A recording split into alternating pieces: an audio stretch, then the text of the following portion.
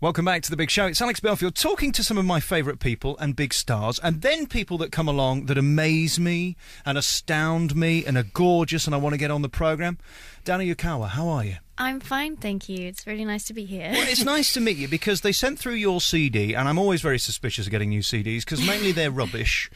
But occasionally there'll be this shining star of somebody who's new and different and very talented, and you tick all three of those boxes. Congratulations. Well, that's very kind of you. Thank you. So now we have to tell people what you are and what you do. What is it then? I'm a solo violinist, and I've just made my third album, which consists of, I guess you could say, crossover music, but it's all new music which I've written with my producer. And what you do is make great songs, topical, of today, modern, but underneath all that is a great talent. Let's talk about that firstly. You must have been born playing the violin because it's so natural to you, I can tell that. I can't really remember a time when I wasn't playing the violin, but I started when I was 5, and it was immediate that I said to my mother, this is what I want to do. When I'm older, I'm going to be playing in the Royal Albert Hall. So it was an instant love affair with the violin, which, you know, still remains today. All right, we're going to talk about the music in a minute. Let's talk about you and your upbringing. Where were you born and how did you get here today? I was born in Japan. I'm half Japanese, half English, and a few months after I was born, we moved back to London because my father died in a plane accident before I was born, and my mother's the English one, so she had to come back here to return to her family. So I've always grown up in London. I'm a total London person, but Japan is obviously a really big, prominent part of my life. Obviously, as you said, it was so close to when you were born, when your dad passed away in the most tragic of circumstances. How do you feel about that now? Because I'd be kind of angry that I lost the chance to have a dad, and when it's in a tragedy that's almost so needless, like a plane crash, how have you come to terms with that?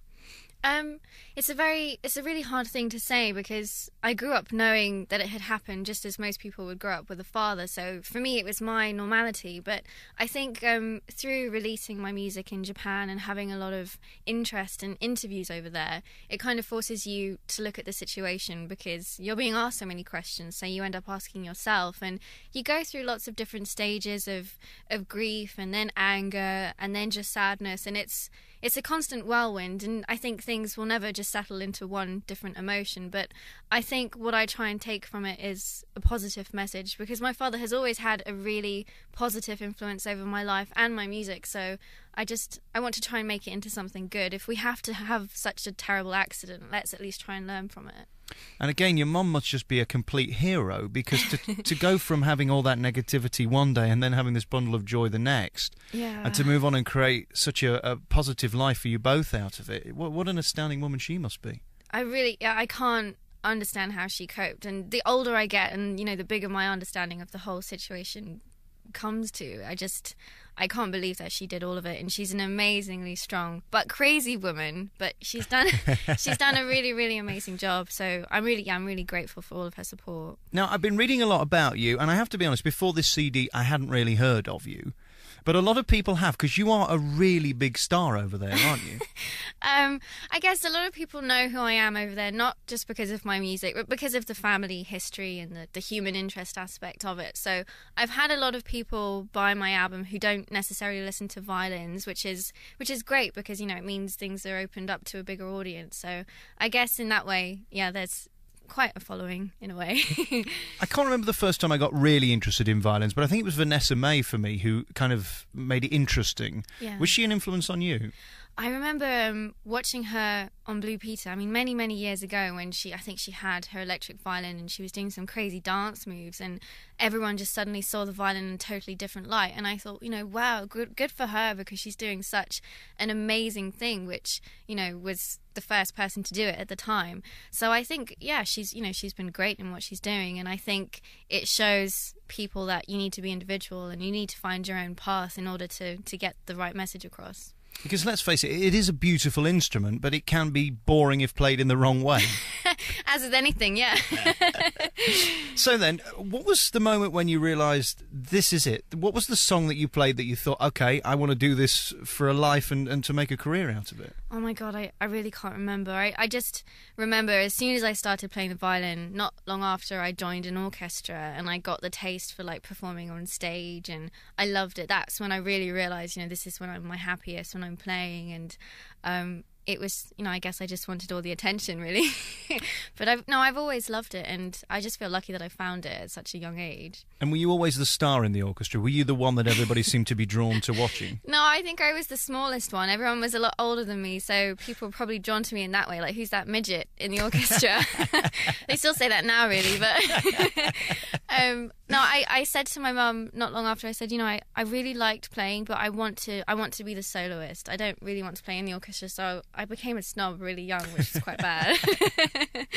Well, it worked, and you've got to have a certain amount of tenacity, haven't you, to be successful in this business?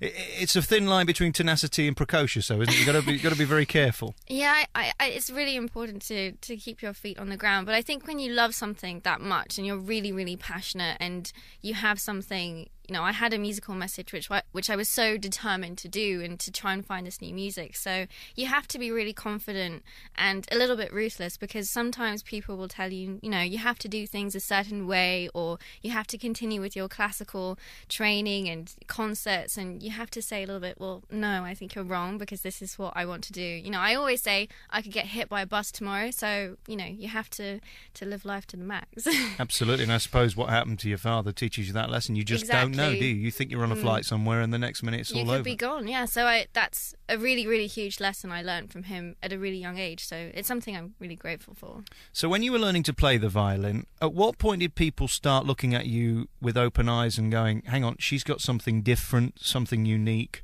and something special?